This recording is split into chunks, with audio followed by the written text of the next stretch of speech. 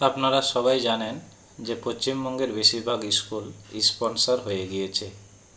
এর ফলে সরকার একজনকে প্রেসিডেন্ট হিসাবে পাঠায় এবং এইচএম এতদিন ধরে এইচএম বা হেডমাস্টার বা টিআইসি যেই হন না কেন তিনি এতদিন ধরে সেক্রেটারির দায়িত্ব পালন করে আসছেন।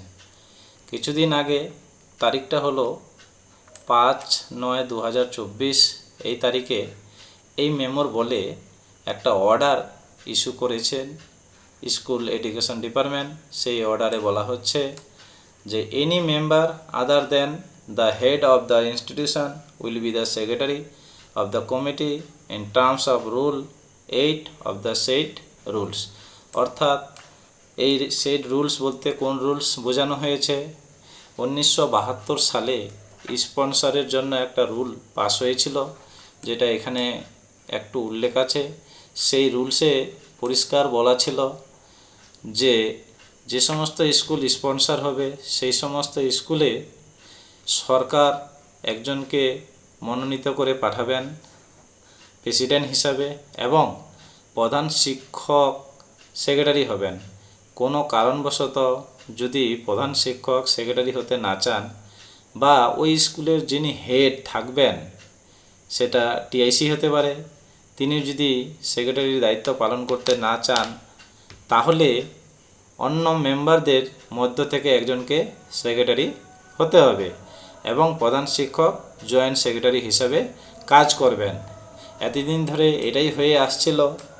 এখন বিভিন্ন স্কুলের ম্যানেজিং কমিটির মেয়াদ শেষ হয়ে গেছে, তো সেই স্কুলের ম্যানেজিং কমিটি পুনর্গঠনের জন্য এই রকম একটা অর্ডার দিয়েছেন স্কুল এডুকেশন ডিপার্টমেন্ট থেকে।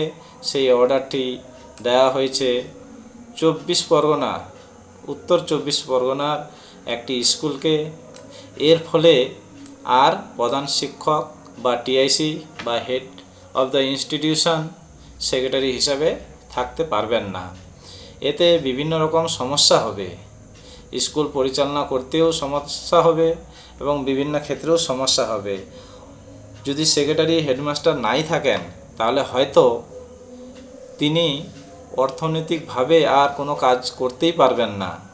সেটা প্রেসিডেন্ট এবং সেক্রেটারি, ম্যানেজিং কমিটির যে অন্য সদস্যদের মধ্যে থেকে একজন সেক্রেটারি হবে, তারা দুইজন মিলেই অর্থনৈতিক ব্যাপারটা মনে হয় সামলাবেন, কিংবা স্কুলগুলোকে সরকারের নিজেদের তত্ত্বাবধানে সম্পূর্ণভাবে আনার জন্যই হয়তো এই উদ্যোগ গ্রহণ করা হয়েছে। এতে ভালো মনে হয় কিছু হবে না, বেশিরভাগ খারাপের দিকেই যাবে।